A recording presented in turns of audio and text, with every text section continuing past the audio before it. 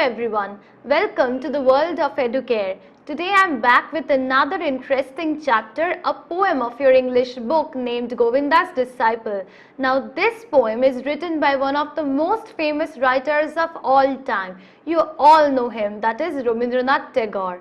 Now I will first read the poem out and then I will explain it accordingly.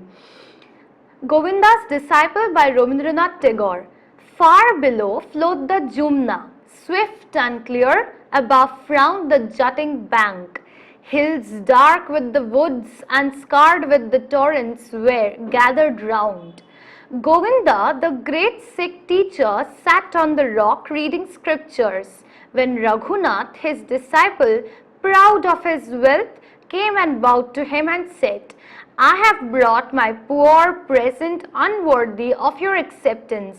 Thus saying, he displayed before the teacher a pair of gold bangles wrought with costly stones.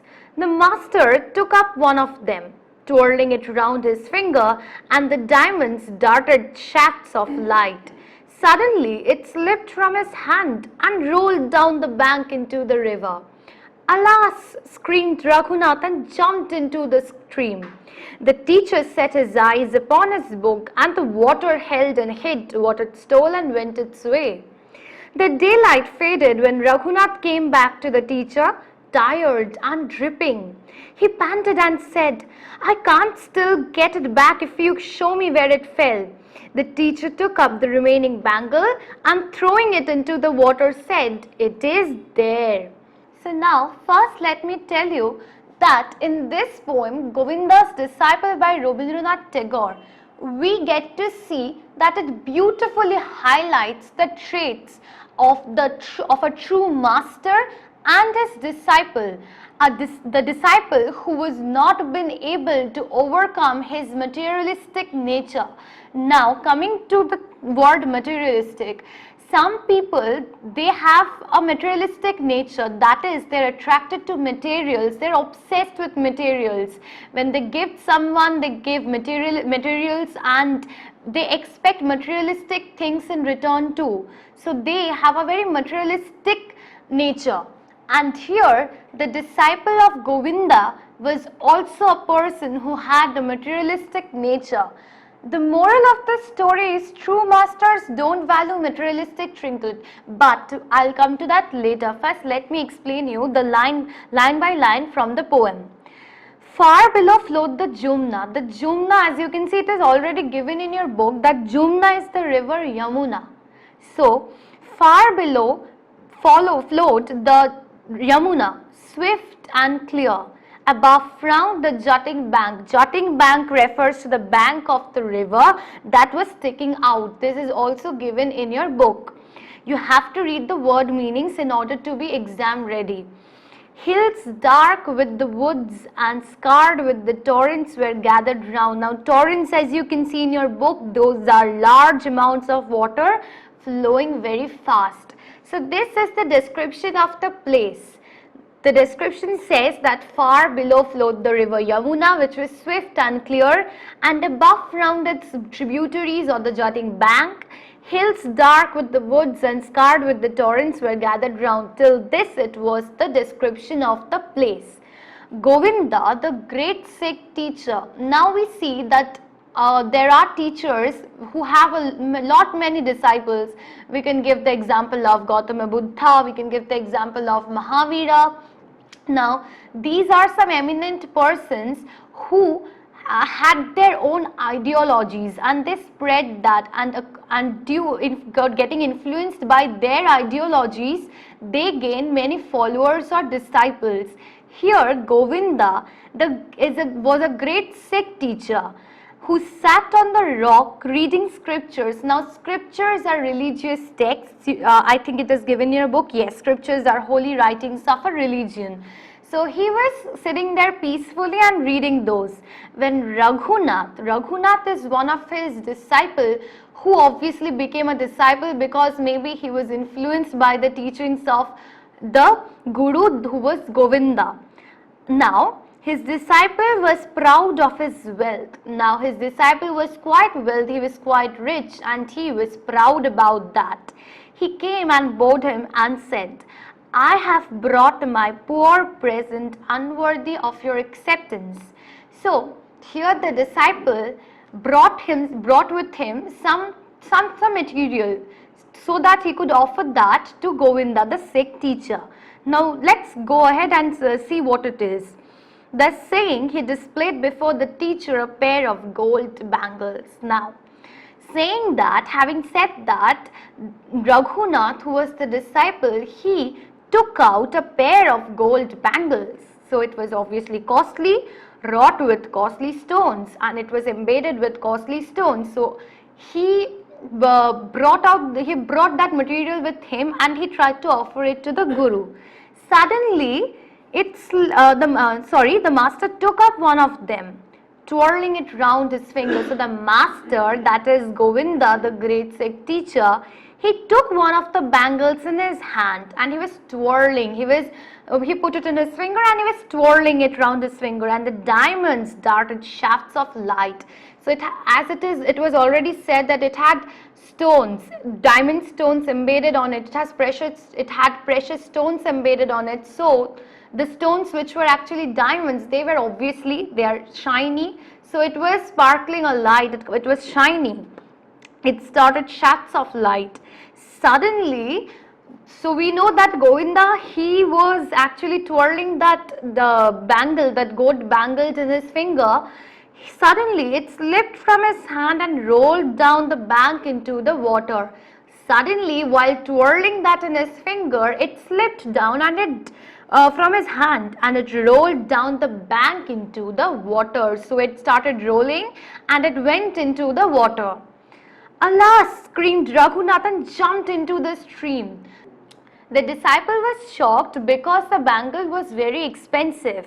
But on the contrary, the teacher, that is Govinda, he was not in any shock. He sat calmly as he was before, and he set his eyes upon his book, that was a religious book, and the water held and hid what it stole and went its way.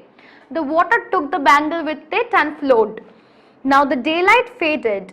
So the daylight faded. The light was not now. So it was dark.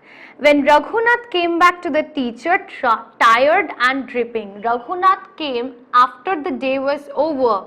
All that time, all that while, he was searching for that bangle by jumping in the water. We know that he jumped into the water and he was searching for the bangle. So all the time he was searching for it, and for that he got very tired. He became very tired, and as he jumped into the stream, he got wet, so he was dripping. He panted and said, I can still get it back if you show me where it fell. After so much of searching also, the whole day was over. But still then, when Raghunath came back, he told the teacher that he could still find that bangle if Govinda, the great Sikh teacher, will tell him where it fell. So you can quite well understand that how much important a bangle was to Raghunath, because he is a man with a materialistic nature, and to him materials are very close to his heart. So the bangle was very close to his heart, and even after searching so much for a complete day, after coming back also, Raghunath was saying the same thing. The teacher took up the remaining bangle and throwing it into the water said, it is there. Now, very interestingly, what the great teacher did, he took the other bangle.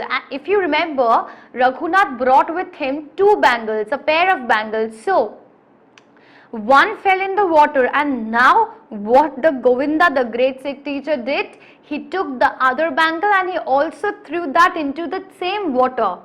And throwing it into the water, he pointed that and showed Raghunath and told him that that the other bangle was there. So you can very well understand that the two contrasting personalities, one was of Raghunath, who had a very materialistic nature. To him, materials are very close to his heart and they matter a lot. And on the contrary, The great teacher Govinda, the great Sikh teacher, he was not at all attracted to materials. He did not acquire a materialistic nature. So, the two so very costly or expensive bangles, gold bangles studded with diamond stones, was of no importance to him and did not attract him or made him greedy. He was like not that materialistic. He was actually not at all materialistic, whereas Raghunath was so concerned because materials are very close to his heart. So now I am giving you a note, you can write it down. The poem Govinda's Disciple by Rabindranath Tagore beautifully highlights the traits of true master and his disciple who has not been able to overcome his materialistic nature. I have already written that down on the board. Now the great teacher sat on a rock on the bank of the Yamuna. His wealthy disciple Raghunath came to him with the gift of emerald and gems, studded golden bangles. After bowing to him, he offered him the costly gift. Now, we can see that we saw this in the story that in the poem that Raghunath offered those bangles to the great teacher. But if there would have been any other person, he or she might have got attracted to that bangles, but here it was something else. The great teacher did not get attracted with those costly bangles. Rather, he did not even care about that. The master teacher took one of the bangles and started twirling it around his finger. Suddenly, the costly bangle slipped from the master's finger and fell into the strong current of the Yamuna. Raghunath jumped after the bangle to retrieve it. The master teacher kept sitting peacefully on the rock. The bangle was lost in the water. After a long search, Raghunath could not find the bangle and came back to the master. He asked him the exact place where the bangle had fallen. The master quite composedly took another bangle and threw it into the exact place in the river where the former bangle had fallen. Now we can see that there is a moral in this poem. Now what is the moral? I have already written it down on the board, that true masters don't value materialistic trinket. Now if there would have been another person who had a materialistic nature instead of that guru, then he would have definitely got attracted to those expensive bangles, and he would very much easily and readily he would have taken away those bangles from his disciple Raghunath. But here we can see that the guru was not at all attracted to those materialistic things. He did not even care about what he would get. He would have got a very expensive bangle studded with very precious stones, but he did not care about that. Rather, he threw it down in the water. So he was not at all attracted to that, and he did not want it in his life. So he was not at all materialistic. And remember, masters who are greedy, they will definitely take it. But here we can see that he was not at all greedy. So true masters are never greedy. True masters do not run after money, after expensive materials, materialistic things. They are not attracted to those. They actually spend all their hard work and all their time on making people understand their ideologies, on teaching their disciples. So they are not attracted to these materials. So a true master don't value materialistic trinkets. This is all about this poem. If you enjoyed watching our video, then please subscribe to our channel Educare and like, comment and share, and obviously do not forget to press the bell icon for more and more new notifications. I will be back soon with another chapter of your English book. Till then, bye.